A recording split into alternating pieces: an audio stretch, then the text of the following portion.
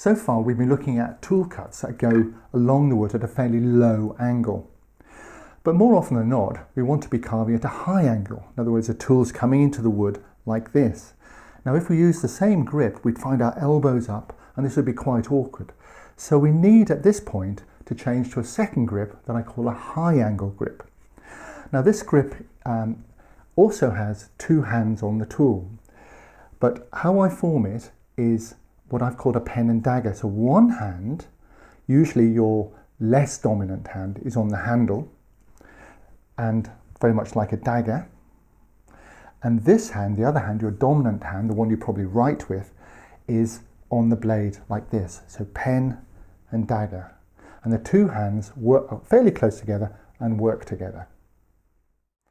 So here's my hand on the blade, there's my pen, and this hand rests on the wood. This hand, my dagger hand, gripping the handle. And this will work if the tool is anywhere in this sort of area like this, sort of a 60-degree cone.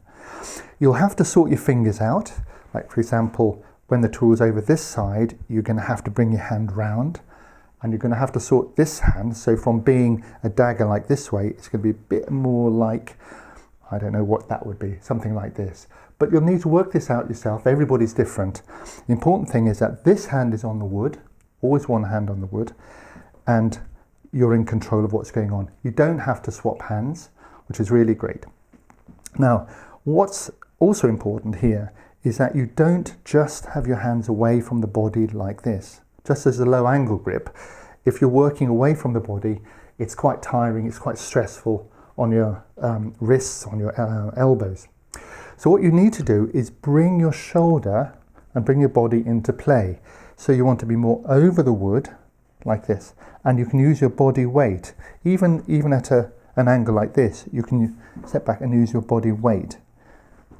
Okay, and if you're on this side, you can put it here like this, and you can use your body weight here. That's very important. So once you get a sort of sense of how that might work, let's do a few exercises on this practice wood. The first cut I want to make, with the grain going this way, is with the tool going across the grain like this. So make my pen and dagger grip, place the tool in there, put my weight on and just push it in. And I'm going to copy that to the side like this. Then I'm going to turn my tool through 90 degrees like this, and through 90 degrees, keep the same like this. Now, because the grain is going this way and you're only a human being, you can't go very deep just pushing in like this. And if you really wanted to go in deeply, what you'd have to do is swap to a mallet and hit the tool into the wood, much more deep. Without the mallet, just make a few of these cuts straight across the grain like this, swapping round, sorting your fingers out.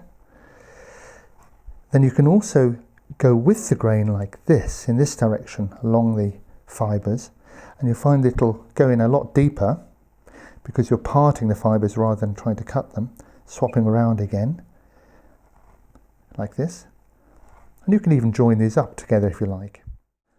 Everything we've been doing is what's called a stab cut. The tool goes straight in and stabs a mark into the wood.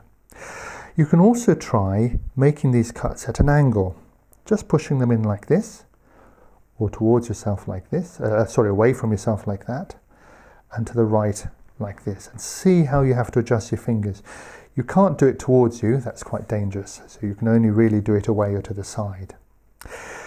Now the other thing I'd like you to try is just using the corner. With a tool like this, a bent tool, you have two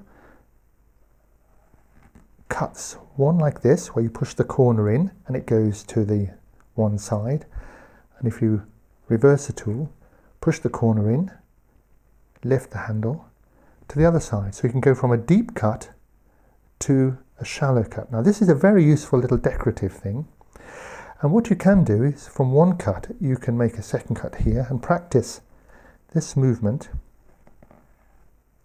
all the way around and end up with a sort of little pattern of a flower. So that's a good little fun thing to try.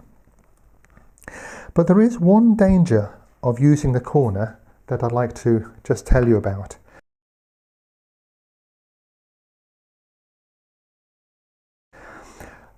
If you've got a skew chisel or a knife and you do the same sort of thing, in other words, you push the corner in like a stab, or push the corner in and pull it down to make a tapering sort of cut, what you mustn't do when you're in the cut is wobble the tool from side to side like this. If you do, you will almost certainly, or very likely, to snap that corner off, and you possibly won't know it until you come to use the tool again.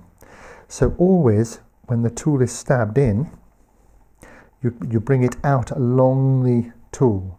So here, you'd stab in like with this one, whether it's full in or that way. You don't wobble it like this. You bring it out along the tool, and that way the edge is safe. Once you've had a good practice, we can turn to our sample board and put a few cuts, a few of these stab cuts into this area here in the bigger rectangle. Start with a couple of stab cuts one way. Try and do it exactly the same, so you're copying it. And then you can do the other way like this, copying. Then you can put the corner in like this, and then the corner in going the other direction like so. These different cuts. And then you can try along the grain, but what you might like to try for that is actually get a ruler and just put in a line, or a couple of lines like this here, and then put the first cut so the corners are on the line like that, and then join it up with the second cut like this. So see if you can match the two together to get a little flowing curve like that. And then you do the same on the second line here, trying to go exactly the same. You end up with a little sort of snaky pattern. So corner to corner, like so.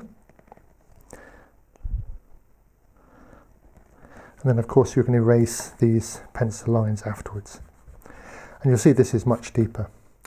I'd also suggest you do a few cuts with the skew chisel. So you can do a cut like this, so that it's a long, or you can do it a cut like this way. So these are all stab cuts on our sample board.